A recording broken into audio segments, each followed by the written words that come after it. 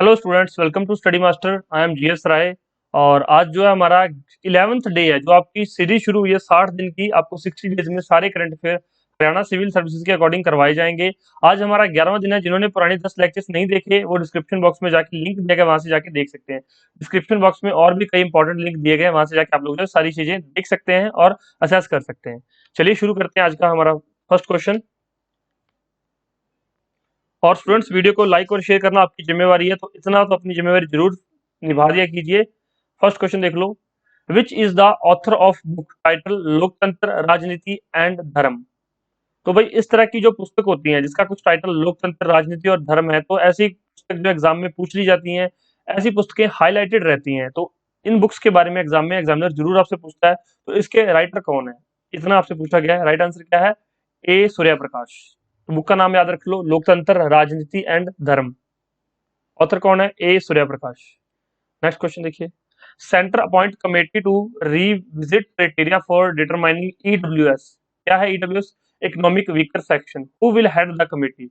भी सेंटर ने अभी एक ईडब्ल्यूएस को फिर से, इसके जो मानदंड है इनको फिर से निर्धारण करने के लिए, मतलब पहले कुछ ईडब्ल्यूएस के लिए मानदंड निश्चित किए गए थे, अब उनको चेंज करना है कि ईडब्ल्यूएस कौन होंगे कौन नहीं होंगे, किन लोगों को ईडब्ल्यूएस में शामिल करना है, किन लोगों को ईडब्ल्यूएस से बाहर निकालना है। तो वो सारी चीजें फिर से विचार करने के लिए एक नई समिति का गठन किया गया है। तो इस कमिटी के जो हेड होंगे, इस समिति के हेड कौन होंगे? चार ऑप्शंस आपको यहाँ पर दिए गए हैं।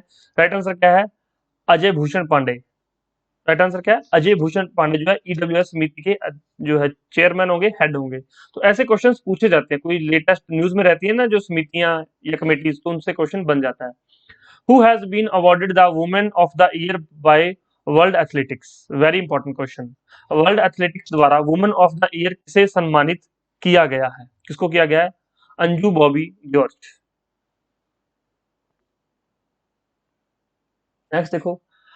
आरती Krishnan, editorial adviser of business line, has been included as a member of which committee? Important, again important question. Business line की संपादकीय सलाहकार आरती कृष्णन को किस समिति के सदस्य के रूप में शामिल किया गया है? आईआरडीए, सेबी, नीति आयोग या फिर प्लानिंग कमीशन। अब प्लानिंग कमीशन तो आपको पता है कि खत्म हो गया, योजना आयोग, तो ये तो हो ही नहीं सकता। अब नीति आयोग हो सकता है, सेबी हो सकता है या फिर आईआरडीए हो सकता है। तो राइट आंसर क्या है? सेबी। मैंने आपको सेबी के बारे में बताया वो सारी चीजें, नीति आयोग के बारे में बता दी, पहले प्लानिंग कमीशन के बारे में बहुत बार बता दी चीजें। तो भाई जो चीजें मैं बता देता हूँ उनको रिवाइज करना आपकी जिम्मेवारी, उनको याद रखना आपकी जिम्मेवारी है। पुराने लेक्चर्स देख लो, सारी चीजें करवाई गई हैं। आज एक नई टर्म क्या आई है? आईआरडीए।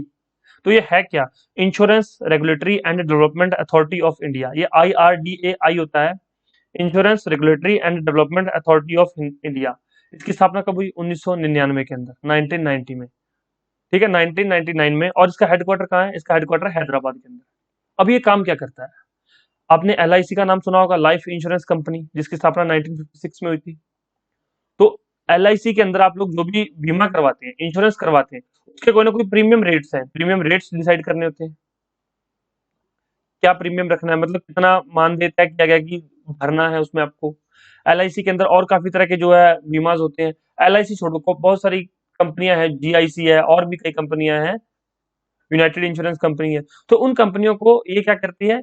रेगुलेट करती है कि उनके जो रूल्स है वो कस्टमर के अकॉर्डिंग है या फिर वो उन्होंने सिर्फ बेनिफिट के लिए, अपने बेनिफिट के लिए रूल्स बनाए हैं। तो उसको क्या करते हैं? ये रेगुलेट करते हैं, रेगुलेट उनके लिए सही है, तैयार करते हैं, रूल्स तैयार करती है आईआरडीए। तो इसके बारे में ये जो दो तीन चीजें बताई हैं इनको याद रख लेना। ठीक है, नेक्स्ट देखो। The 46th GST council meeting was called to discuss the GST rate on which sector. Which 46वीं जीएसटी की काउंसिल हुई है अभी, तो वो किस सेक्टर में जो है डिसाइड करने के लिए कि किस चीज के रेट यहाँ पर डिसाइड करने हैं।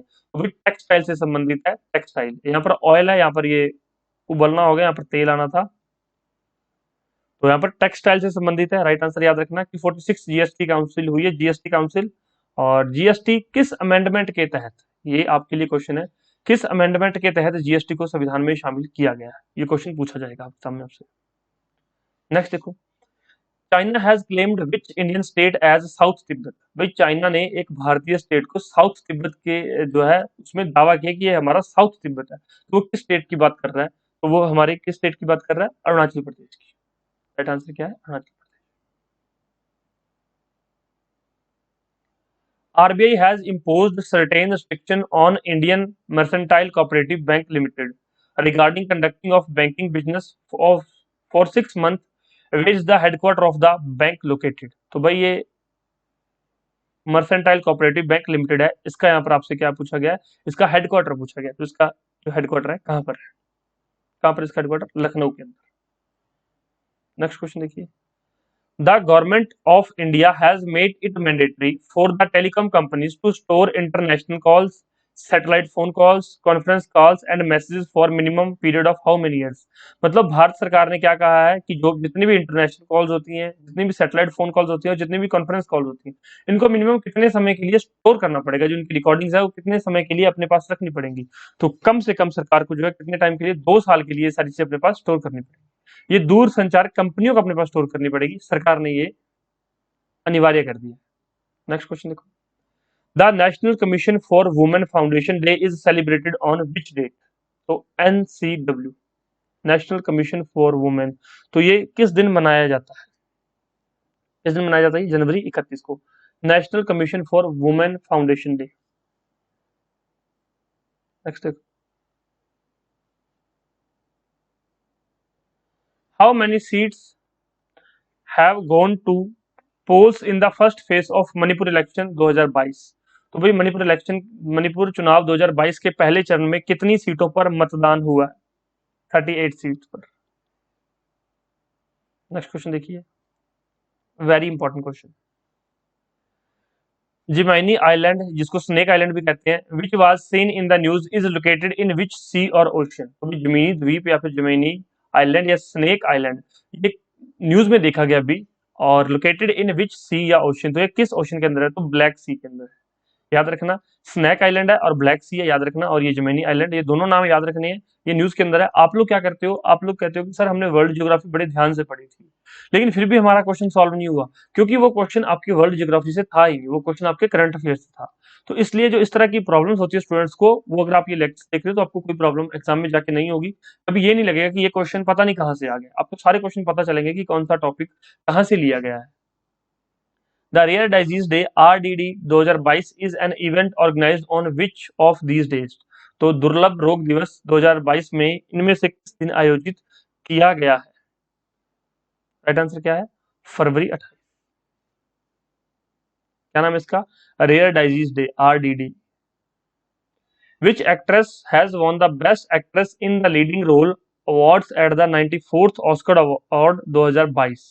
तो किसको ये जो अवार्ड दिया गया है, किस अभिनेत्री ने 94वें ऑस्कर पुरस्कार 2022 में एक अग्रणी भूमिका में सर्वश्रेष्ठ अभिनेत्री का पुरस्कार यहाँ पर जीता है? उसने जीता है जेसिका चेस्टन ने। जेसिका चेस्टन नाम याद रख लेना, ये इंपॉर्टेंट रहते हैं क्योंकि ऑस्कर पुरस्कार से संबंधित चीजें हैं, तो कई बार ये न्यूज में रहती है तो एग्जामिनर आपसे पूछ लेता है। The international day of drug checking is commemorated every year on which date? नशीली दवाओं की जांच का अंतर्राष्ट्रीय दिवस हर साल किस तारीख को मनाया जाता है? तो मार्च 31 को अंतर्राष्ट्रीय दिवस मनाया जाता है किसका? नशीली दवाओं की जांच का, international day of drug checking. Next देखो, professor Wilfried Brutsaert has been awarded the Stockholm water prize 2022, very important, by which of the institution? तो भाई पहला तो नाम याद रखना, प्रोफेसर विल्फ्रेड ये ब्रूटस्टर्ट, प्रोफेसर विल्फ्रेड ब्रूटस्टर्ट। तो इसको किस संस्थान ने स्टॉकहोम जल पुरस्कार 2022 से सम्मानित किया गया? अब जल पुरस्कार 2022 सम्मानित किसके द्वारा, किसको मिला है? ये नाम याद रख लेना, प्रोफेसर विल्फ्रेड ब्रूटसर्ट। पहली चीज याद हुई। अब ये किसके द्वारा दिया गया है, ये क्वेश्चन आपके लिए। तो राइट आंसर क्या है?